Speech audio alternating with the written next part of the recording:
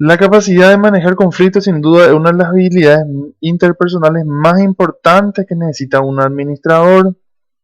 La importancia de la administración del conflicto se refuerza por una encuesta sobre qué temas consideran más importantes los gerentes en los programas de desarrollo gerencial. El manejo de conflicto fue considerada como una de las más importantes, que hasta incluso la toma de decisiones, el liderazgo o las habilidades de comunicación. Y como dice, como un apoyo más a la aludida afirmación, un investigador estudió un grupo de gerentes y analizó 25 factores y habilidades y personalidad para determinar cuáles y si las había se relacionaban con el éxito gerencial, definido en términos de calificaciones otorgadas por el jefe de la persona, aumento de salario, promociones, etc. De las 25 medidas, solo una, que era la habilidad de manejar conflictos, se relacionó positivamente con el éxito gerencial. Entonces, nuestra unidad es la unidad 2, que conflicto y negociación. Entonces, todos coincidieron que justamente que el conflicto viene la palabra choque, ¿verdad? Entonces, les digo que cuando surge un conflicto, Paola,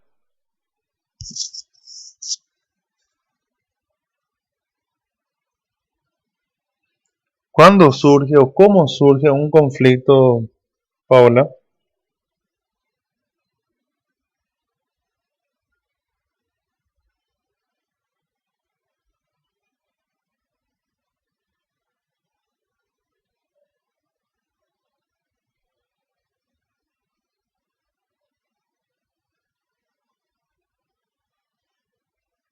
Elena, ¿cuándo surge un conflicto?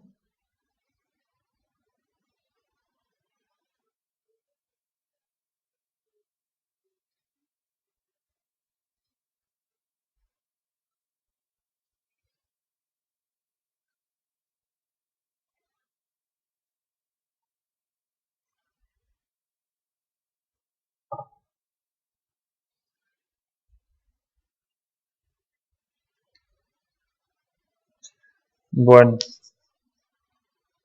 con solo hecho de pensar distinto,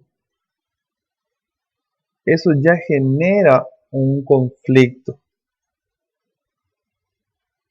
¿verdad? Entonces, muchas veces el conflicto está presente y nosotros no estamos conscientes de que existe un conflicto. Como dice, es una realidad ineludible, es un elemento dinámico de nuestra vida. Entonces, les digo así que los conflictos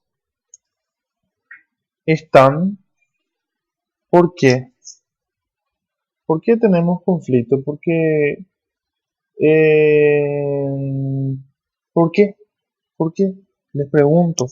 ¿Alguien me puede responder? Tania.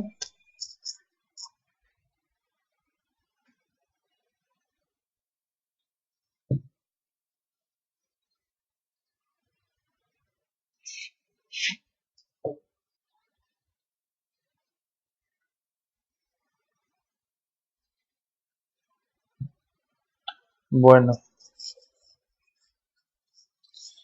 claro, pero así analizando un poquitito más profundamente, gracias al libre albedrío, gracias al libre albedrío, es que podemos pensar y tener posturas referentes a los distintos temas. Bueno, por decirle así. eh, a mí me gusta el frío, pero después a mí me gusta no, yo odio el verano, ¿no? Yo odio el invierno, sin embargo, hay personas que disfrutan tanto del verano como del invierno. Y son las situaciones que generan el status quo. El status quo es la situación del momento. Es, como se dice, es la acción que está existiendo en un momento y teniendo en cuenta las situaciones que se presentan en ese momento. ¿Verdad? Entonces vamos a imaginarnos que estamos en un, en un palco en una obra teatral, y en esa obra teatral, en cierto momento, cierto capítulo o cierto corte o cierta escena, tienen que, tienen que ocurrir varias acciones para que los actores, los que están interpretando en ese momento esa obra, puedan desarrollarse y desenvolverse de acuerdo a las acciones que van generando las situaciones. Y por eso hoy, como dice, estemos conscientes o no de él, es una realidad ineludible el conflicto. El conflicto se puede dividir, se puede clasificar en los conflictos de intereses y los conflictos de derecho. Los de intereses de intereses pueden ser cuando uno quiere ganar más dinero, quiere tener dominio, ser posesivo, o como le dicen en estos tiempos, quieren ser tóxico. Es una expresión de estos tiempos. Los conflictos de derecho se presentan cuando alguien desea cambiar las condiciones en las que se realiza una operación sin permiso previo, o pretendemos aplicar nuestras normas a los demás. Por ejemplo, eh, en mi casa yo no permito que las personas ingresen con sus calzados, entonces eh,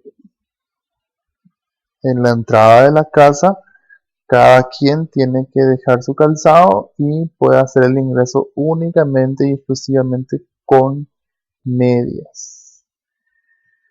Bueno, entonces yo ya estoy imponiendo sin permiso, y ya estoy aplicando esa norma a las personas que van a mi casa. El que le gusta, el que quiere venir a mi casa, bueno, va a tener que cumplir esas normas. Si es que no le gusta, entonces no viene. Bueno. Entonces, estuvieron algunos, hicieron control C, control V, pero también justamente lindas ideas y eh, buenos, buenos puntos de vista que estuvieron. Los conflictos surgen cuando dos o más partes discuten un asunto tratando de obtener para sí un acuerdo favorable. Entonces, acá también dice que cuando discutimos un asunto y yo quiero un beneficio o beneficiarme con eso favorablemente, entonces ahí tácitamente existe un conflicto. Eh, Después también estuvieron, está el punto de vista tradicional, en donde el conflicto, antiguamente se consideraba todo lo que era conflicto era malo, era guerra, ya tenía que terminar en en alguna discordia y por qué no la destrucción. Y este punto de vista tradicional dominó la literatura administrativa desde fines del siglo XIX y continuó hasta la década de los 40. En el punto de vista de las relaciones humanas, ¿verdad? Que, la, que es algo inevitable, que hay que aceptar el conflicto y hay que eh, decía también que la existencia del conflicto, al reconocer que no puede eliminarse y que hay ocasiones en las cuales puede hasta beneficiar a la organización. En el punto de vista de las relaciones humanas, dominó el pensamiento sobre el conflicto desde los fines de la década de los 40 hasta mediados de los 70. Y entramos en la parte contemporánea, que es del punto de vista interaccionista, que es actual. Es el enfoque interaccionista, mientras que el enfoque de las relaciones humanas acepta el conflicto. El enfoque interaccionista promueve el conflicto con base a que en una organización armoniosa, pacífica, tranquila y cooperadora está destinada a convertirse en estática, apática y carente de respuesta a las necesidades de cambio y de innovación. El punto de vista interaccionista eh, promueve los conflictos, pero para bien, para mejorar. La principal contribución del enfoque interaccionista, por tanto, es que anima a los gerentes a mantener el nivel mínimo de conflictos constante. Es suficiente para hacer las unidades viables con autocrítica y creativas. Es mejor ver los conflictos como incentivos para progresar, más que como males irremediables, ya que si se administran en forma apropiada son una oportunidad para el crecimiento. Entonces este es el punto de vista interaccionista, que es el que se lleva a la práctica en estos tiempos, y más aún teniendo en cuenta el punto interaccionista no propone que todos los conflictos son buenos, más bien algunos conflictos apoyan las metas de la organización.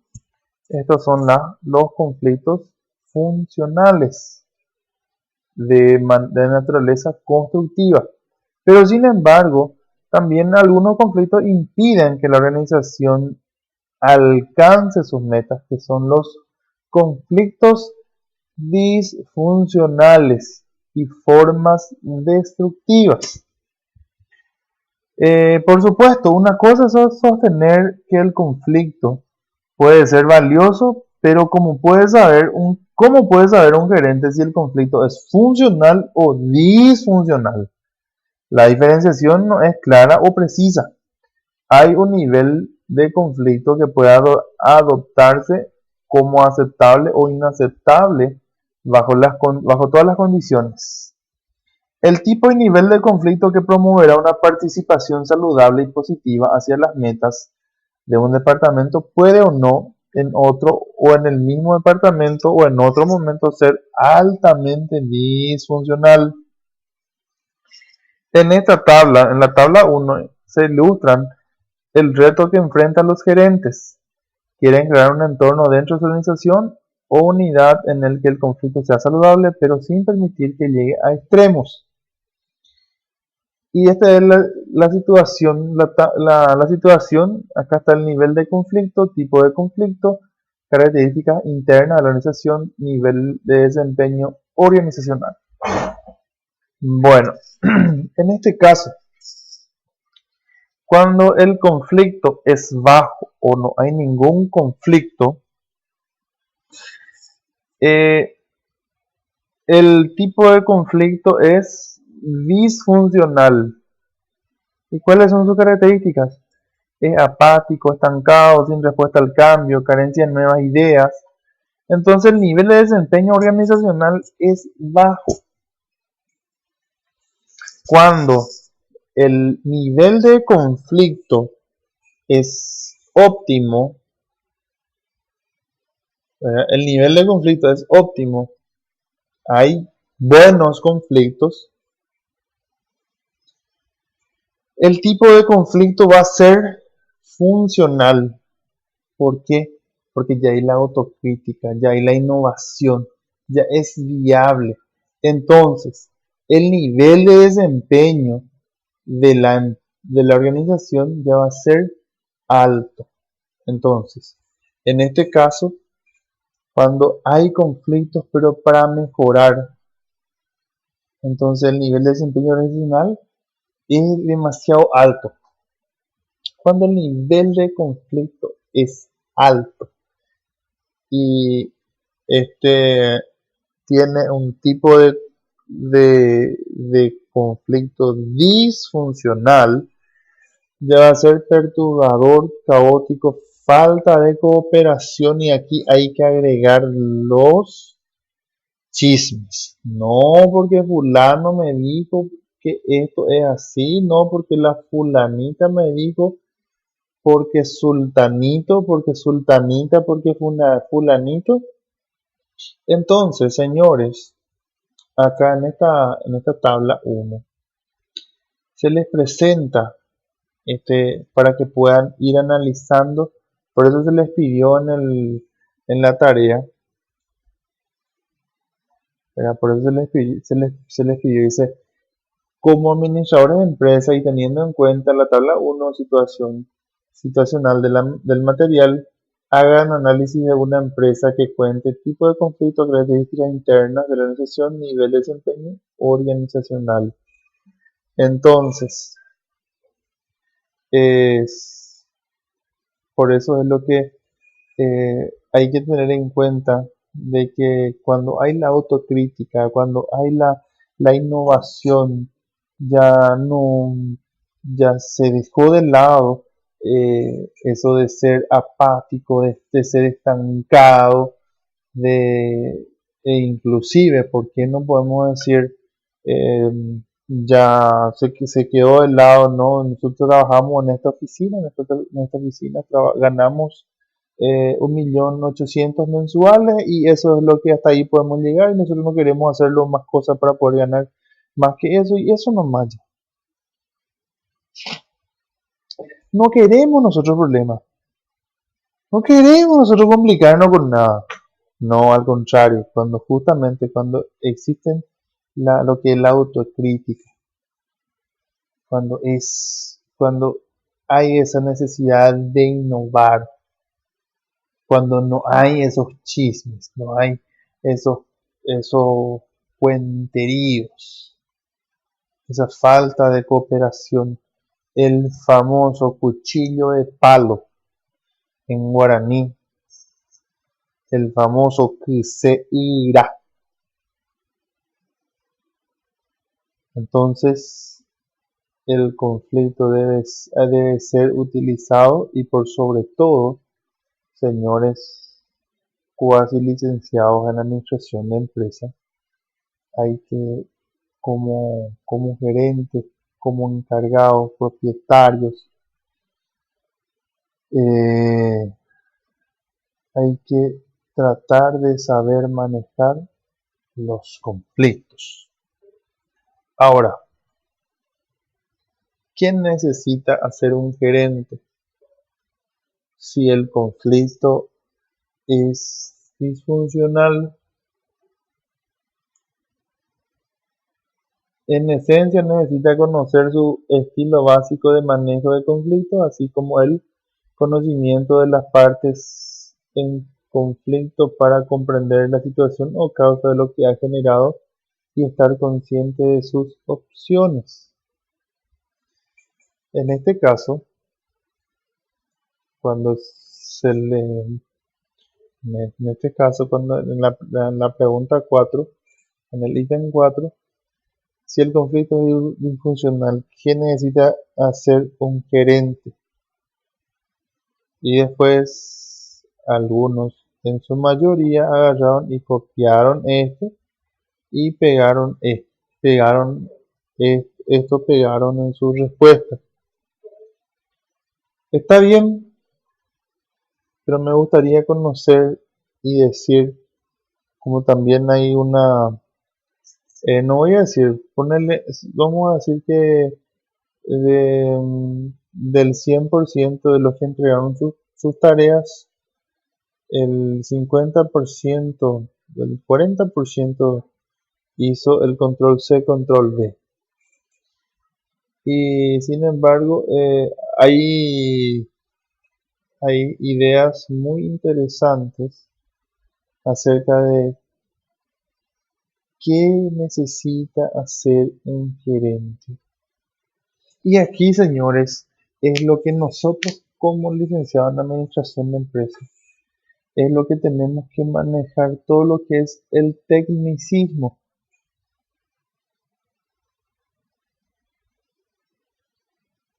Les voy a comentar una situación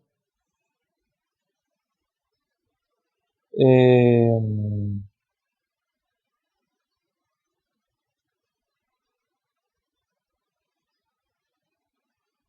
¿qué voy a hacer? ¿Qué voy a hacer cuando, cuando en un laboratorio de laboratorio eh, donde se hacen análisis de sangre y compañía de rutina, tienen, tienen funcionarios que son licenciados puede ser en, en obstetricia, en enfermería, en alguna actividad relacionada con la salud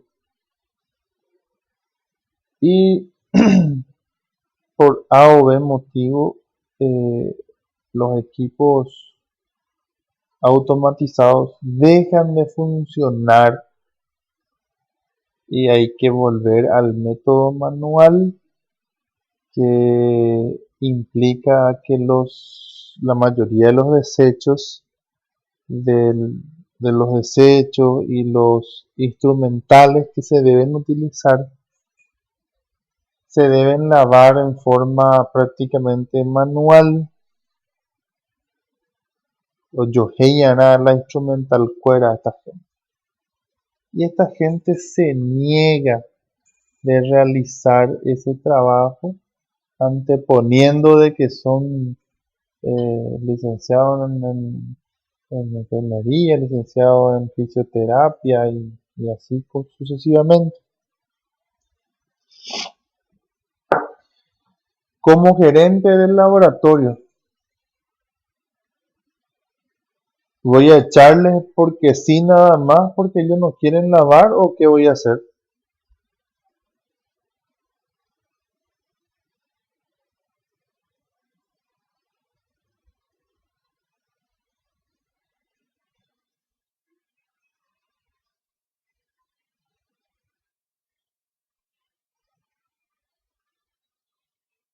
En plena pandemia, le voy a echar a la gente, digo.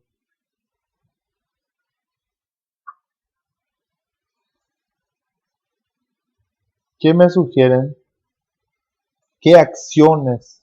¿Qué necesito hacer yo? Dígame, por favor.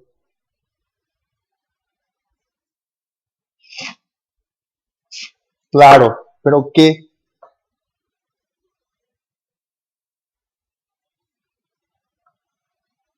Bien, piensen desde el primer año de la universidad hasta hoy día. ¿Qué pueden implementar? Eso es lo que quiero que ustedes puedan decirme, así en la punta de la lengua. quiero que me digan quién necesita hacer un gerente, quién necesitan hacer ustedes.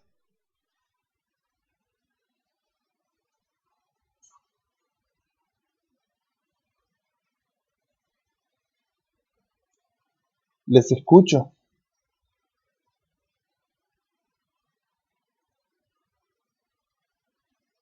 Nancy.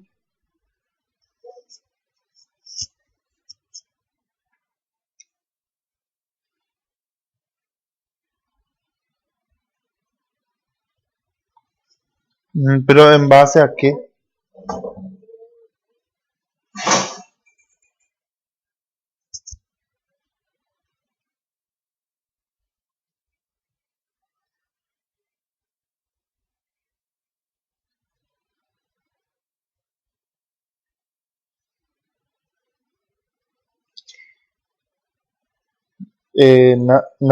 Nancy fue el contrato, ¿verdad? ¿O quién dijo el contrato? Mm. Tibio. Ya empieza a calentar. Por ahí va la cosa.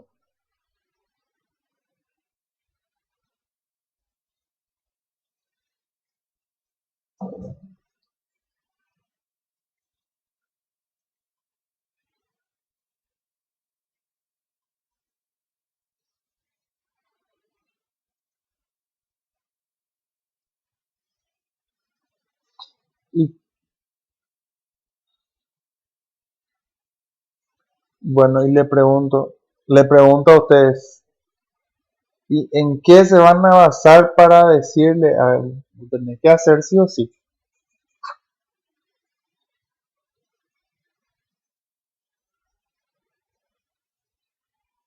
Ahí está, ahí está. Un manual de procedimientos y funciones.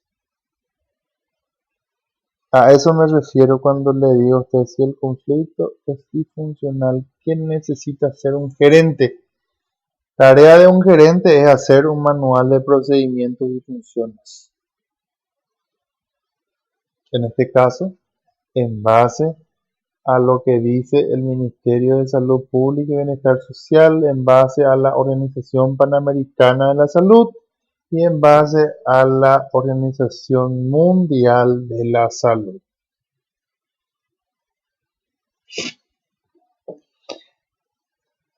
¿Puedes concretar tu propuesta, Laura?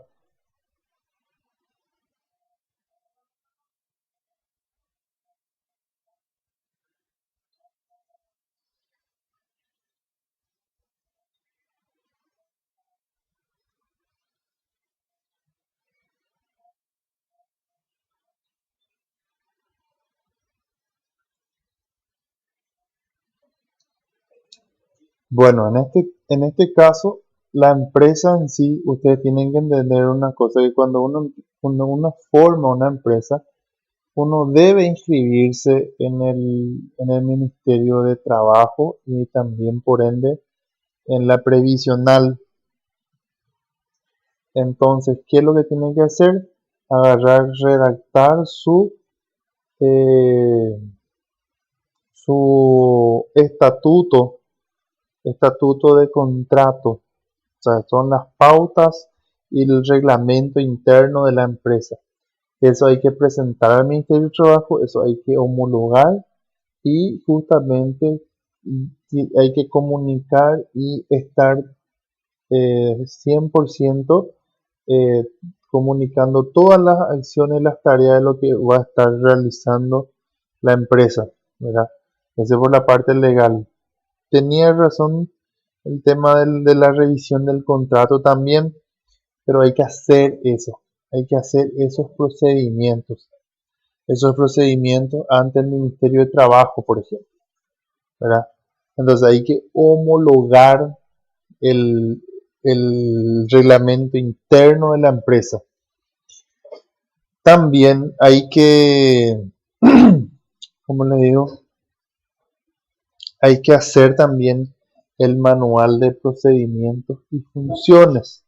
y por sobre todo en este caso hay que presentar ante el órgano rector que va a ser el Ministerio de Salud Pública y Bienestar Social, eh, por lo menos en base a lo que uno está haciendo, puede tener el aval de la Dirección Nacional de Vigilancia Sanitaria y así sucesivamente, ¿verdad? Entonces, en este sentido, va, van a tener usted un documento legal que le avala para que le va a decir, bueno, señoras, señores, usted trabaja acá y este es el reglamento de la empresa, este es el manual de procedimiento de funciones, usted va a trabajar tantas horas, su salario va a ser de tanto,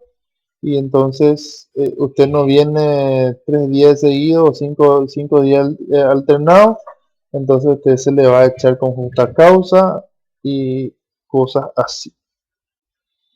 Entonces esas son las acciones que necesita hacer un gerente. Pero sí, ¿cuál es el estilo preferido para manejar el conflicto? Díganme, ¿cuál es la forma preferida para que puedan manejar los conflictos?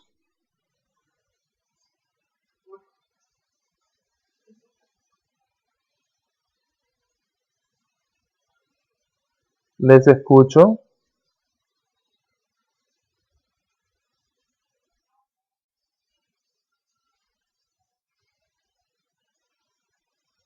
¿Cómo?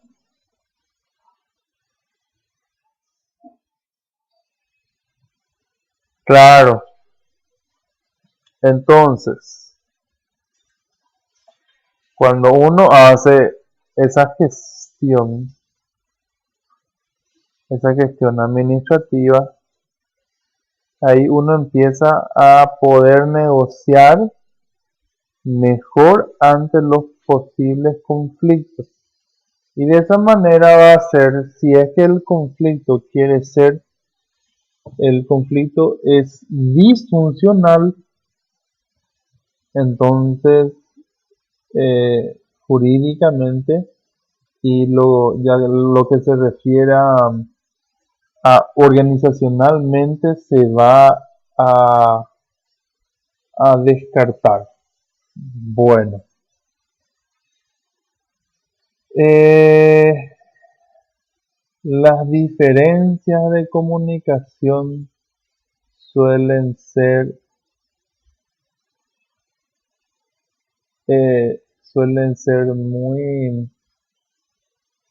muy comunes para la existencia y la creación de los conflictos. Ustedes, no sé si se dieron cuenta de que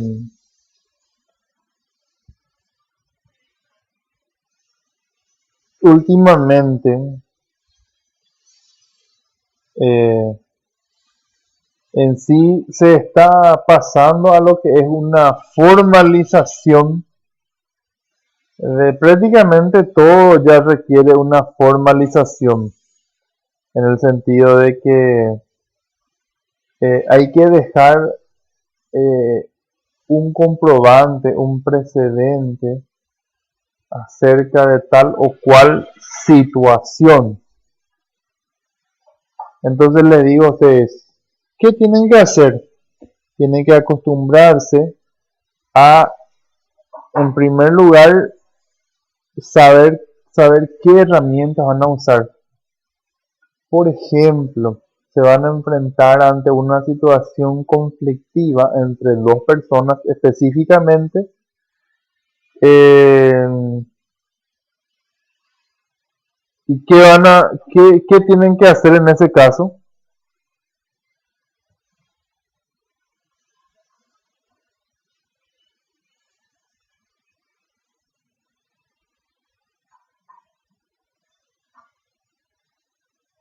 ¿Qué me dicen, señoras?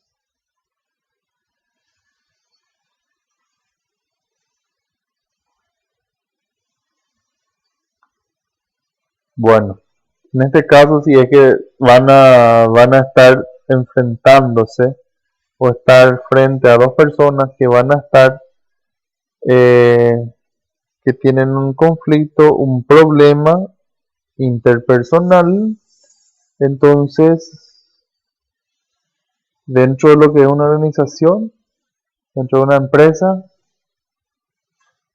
entonces, ¿qué tienen que hacer? Tener dos testigos y se labra un acta en donde se deja escrito lo que las personas plantean, dicen o inclusive defienden dichas posturas. ¿Para qué eso? En primer lugar, porque ahí cortamos lo que es el chisme, ¿verdad? Cortamos lo que es el chisme y ya no va a ser más perturbador y esa falta de cooperación se va a quedar nula. Dos testigos siempre, ¿por qué? Porque si uno tiene solamente un testigo, se puede decir de que ese testigo fue parcialista. Entonces, teniendo dos testigos, no puede ser que una persona le esté convenciendo o manipulando a dos personas para que sea su testigo de que él tiene la razón o que él tiene o que él no tiene la razón, ¿verdad? Y bueno, entonces estas son herramientas que ustedes tienen que ir teniendo en cuenta para poder eh, para poder solucionar ciertos tipos de problemas que tenemos en el día a día. Segundo, acostúmbrense a tener sus correos electrónicos y más aún en estos tiempos de pandemia, que más que menos para abrir una cuenta, inclusive para el Classroom ustedes tienen que tener su correo electrónico. Entonces, aprendan de que ustedes tienen que comunicar las cosas, no va a ser por una nota, tiene que ser con su correo electrónico y firma digital para que dejen un precedente y ustedes tengan la seguridad de que ustedes realizaron alguna gestión, de que ustedes hicieron algo realmente. Bueno, señoras en este caso, ¿hay alguna duda hasta acá?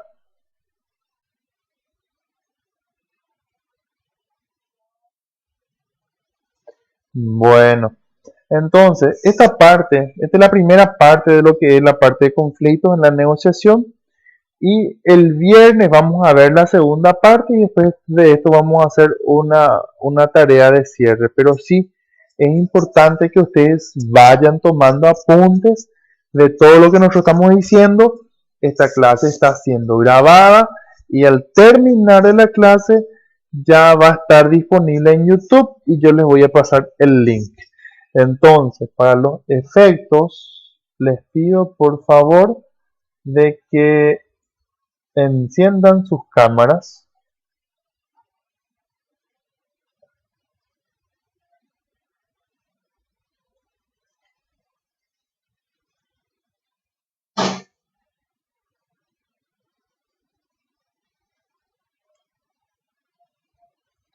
Ahí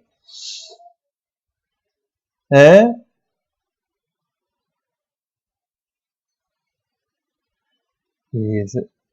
Para que se quede precedente el día de la fecha, señoras.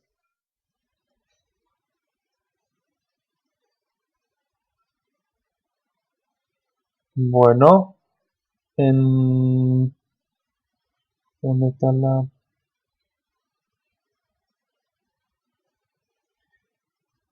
Acá está. Bueno, en 3, 2, 1. Muy bien. Acá. Les voy a pasar enseguida la...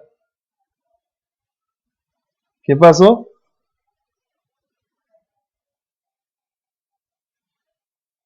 La verdad que no, Vito estaba perdiendo 1-0 hace rato.